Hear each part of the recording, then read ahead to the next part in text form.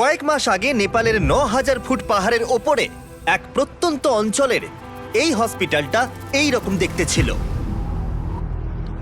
প্রত্যন্ত অঞ্চল হওয়ায় এখানে কোনো ইলেকট্রিসিটি ছিল না, তার মানে স্থানীয় ডাক্তারদের চিকিৎসার সরঞ্জাম ব্যবহারের সুযোগ ছিল না, এবং মাঝে মাঝে অন্ধকারের মধ্যেই জটিল অস্ত্রোপচার করতে হতো একটা ফ্ল্যাশ লাইট আর সাধারণ কিছু সরঞ্জামের সাহায্যে। এদের যদি উন্নত চিকিৎসার প্রয়োজন হয় তাহলে তাদেরকে কয়েক ঘন্টা হেঁটে অন্য জায়গায় যেতে হয়, আর এই সীমাবদ্ধতার ফলে এখানে মৃত্যু আর গর্ভপাতের ঘটনা প্রায় ঘটছে।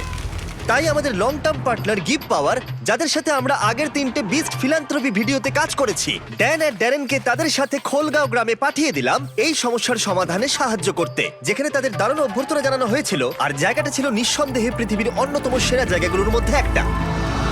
প্রথম দিন সকালে ড্যারেন সঞ্জয় নামে একজন স্থানীয় গিভ পাওয়ার ইঞ্জিনিয়ারের সাথে দেখা করলো, যে নীরা সম্পর্কে একটা মর্মান্তিক গল্প বলেছিল। নীরা গ্রামের একজন মহিলা যে তার বাচ্চাকে হারিয়েছিল প্রচন্ড ঠান্ডার জন্য।